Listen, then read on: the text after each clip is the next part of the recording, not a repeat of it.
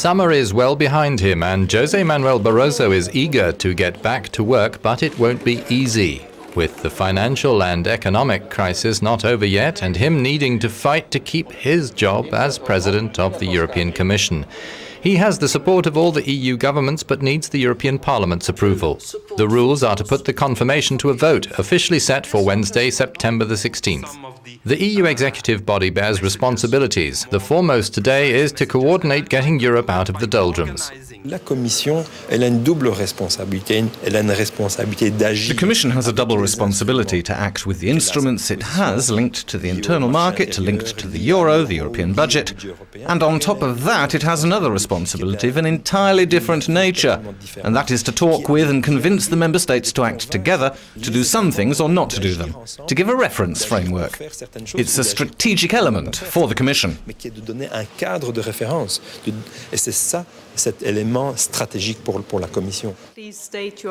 Barroso is not unanimously supported in the European Parliament. Some Brussels journalists also find his performance unconvincing, saying he did too little in the crisis and took his cue from the big countries. Monsieur Barroso aurait pu prendre des initiatives. Barroso could have taken initiatives such as supervising European finance.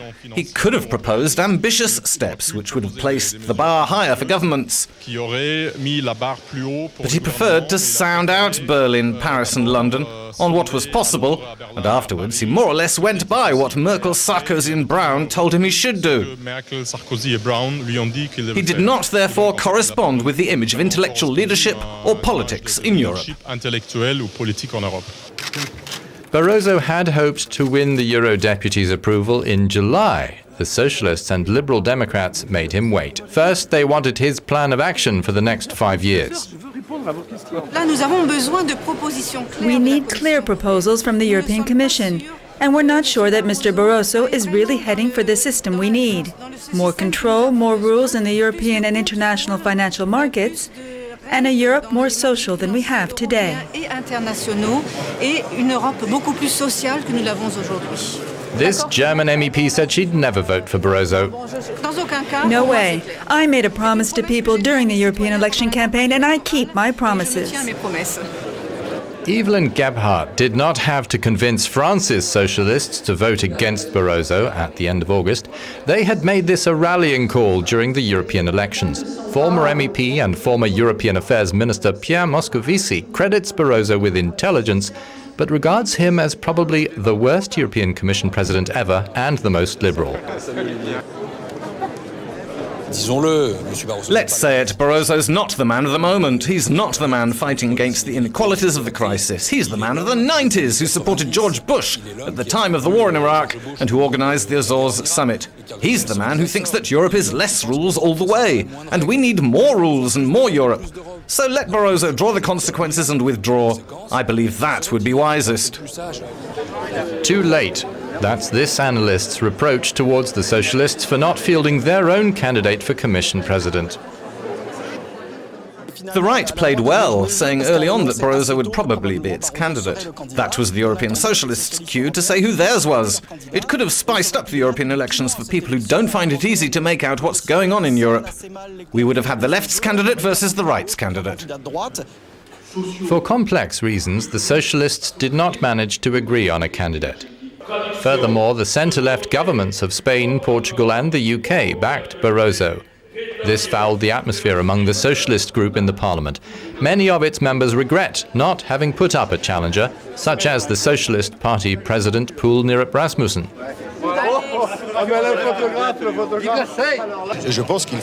I think it should have been Rasmussen or probably another candidate, maybe not even from the Socialist Party, but the Progressives facing the Liberals. I think that unfortunately, if that's not done, our opposition to Barroso will have far less strength. But we'll carry on. There are people in the Greens, Liberal and Socialist groups who are resolved to continue, myself amongst them. The Greens are by far the most coherent in their position against Barroso, saying he wasn't up to standard with the advent of the financial and ecological crises.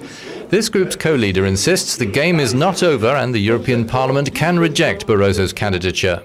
I believe there can be a centre-left alliance to block Barroso. Then we'll see.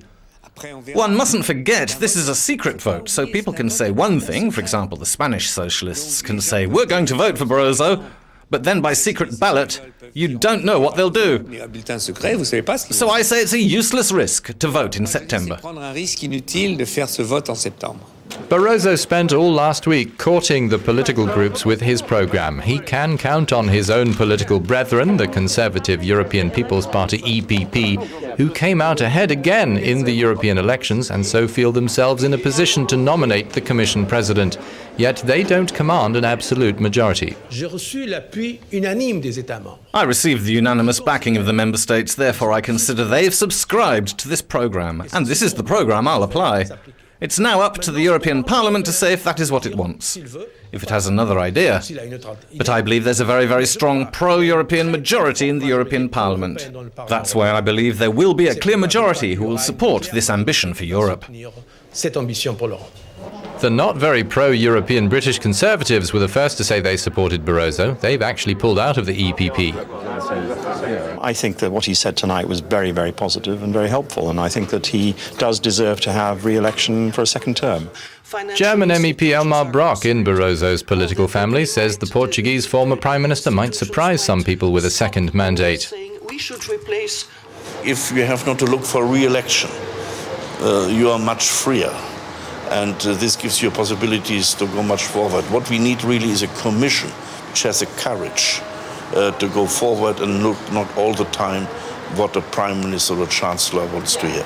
With the backing of the EPP, the Eurosceptics, some of the Liberals and Democrats, the Parliament's third strongest group, and the one most divided on the question, Barroso's chances are strong. But if his majority is too narrow, the Commission risks being weakened. If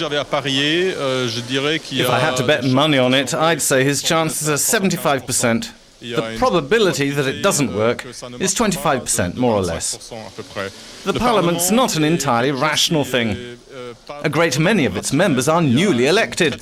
These are people who are angry because of a great many things which aren't necessarily linked to political deals. I think that on the 16th or 17th of September, Barroso has a good chance of being reconfirmed, but he cannot be certain it will work. In case their candidate Barroso fails, the heads of state and government will be obliged to present a new name to the MEPs. Both the French and Dutch prime ministers have been mentioned.